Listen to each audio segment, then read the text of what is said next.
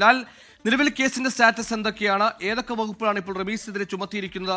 മാതാപിതാക്കളെ പ്രതി ചേർക്കുന്ന കാര്യത്തിൽ തീരുമാനമായോ? ഏറ്റവും പുതിയ അപ്ഡേറ്റുകൾ എന്തൊക്കെയാണ്? വിവരം. സുഹരി കേസുമായിട്ട് ബന്ധപ്പെട്ടുകൊണ്ട് മാതാപിതാക്കളുടെ അറസ്റ്റ് അടക്കമുള്ള നടപടികളിലേക്ക് പോകാൻ തന്നെയാണ് പോലീസിന്റെ തീരുമാനം. ആത്മഹത്യാ പ്രേരണ കുറ്റം തന്നെയാണ് ഇവരുടെ പേരിലും ചുമത്തപ്പെടുക. ഇത് മാതാപിതാക്കൾ മാത്രമായിരിക്കില്ല, കൂട്ടുകാരൻ സഹദ് അടക്കമുള്ള ആളുകൾ ഇതിൽ പ്രതിയാകാനുള്ള സാധ്യതയുണ്ട് എന്നുള്ളത് തന്നെയാണ് പോലീസ് പറയുന്നത്. പ്രത്യേകിച്ച് ഈ പെൺകുട്ടിയുടെ ആത്മഹത്യ കുറിപ്പിൽ ഉള്ള പേരുകളാണ് ഈ റമീസിൻ്റെ മാതാപിതാക്കളുടെയും അതോടൊപ്പം കൂട്ടുകാരനായുള്ള സഹദിൻ്റെയും പേരുള്ളത്. ഇവരെ കൂടി പ്രതിയെടുത്തുകൊണ്ടായിരിക്കും പോലീസ് മുന്നോട്ടുള്ള നീക്കം നടത്തുക. അത് ആത്മഹത്യാ പ്രേരണാ കുറ്റത്തിനായിരിക്കും. നേരെ മറിച്ച് റമീസിൻ്റെ പേരിലുള്ളത് 3 വകുപ്പുകളാണ്: മർദ്ദനമേൽപ്പിക്കൽ, ആത്മഹത്യാ പ്രേരണ, അതോടൊപ്പം വിവാഹ വാഗ്ദാനം നൽകി പീഡിപ്പിക്കൽ എന്നീ വകുപ്പുകളാണ് ചുമത്തിയിരിക്കുന്നത്.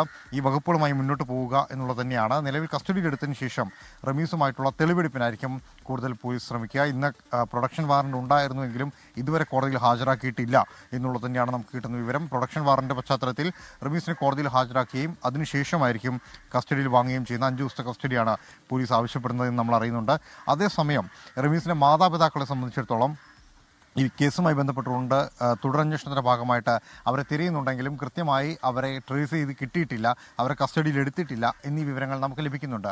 കേസിൽ പ്രതി ചേർക്കും എന്ന ഏകദേശ സൂചന കിട്ടിയത് മുതൽ തന്നെ ഇവർ ഒളിവിലായിരുന്നു. പക്ഷേ പോലീസിൻ്റെ നിരീക്ഷണത്തിൽ തുടരുന്നുണ്ട് എന്നുള്ള കാര്യം കൂടി അറിയുന്നുണ്ട്.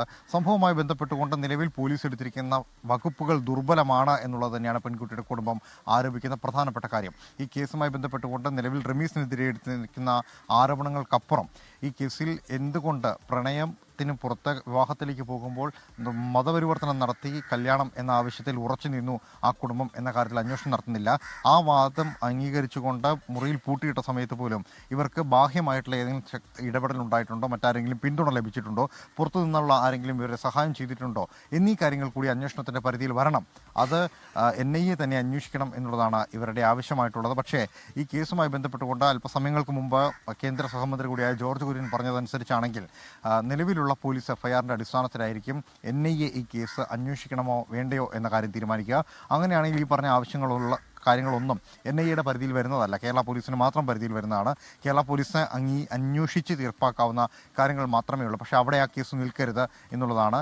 ഈ റമീസ് മറ്റേതെങ്കിലും പെൺകുട്ടികളോട് ഇതേപോലെ പെരുമാറിയിട്ടുണ്ടോ, ഈ കേസിൽ മതപരിവർത്തനം എന്ന ആവശ്യത്തിൽ എന്തുകൊണ്ട് കുടുംബം ഉറച്ചു നിന്നു, അതിനെന്തെങ്കിലും ബാഹ്യ ഇടപെടലുണ്ടോ എന്നീ കാര്യങ്ങൾ അന്വേഷിക്കണം എന്നുള്ളതാണ് പെൺകുട്ടിയുടെ കുടുംബത്തിൻ്റെ ആവശ്യം.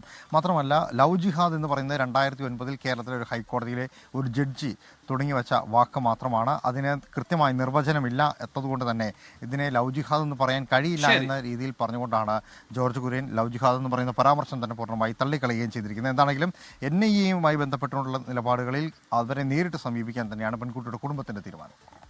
നിലവിൽ പോലീസ് ചുമത്തിയ വകുപ്പുകൾ പ്രകാരം NIAയുടെ പദവിയിലേക്ക് കേസ് വരുന്നതിനുള്ള സാധ്യതകളില്ല. എന്നാലും NIA അന്വേഷണം വേണമെന്ന ആവശ്യത്തിൽ ഉറച്ചു തന്നെയാണ് കുടുംബമുള്ളത്.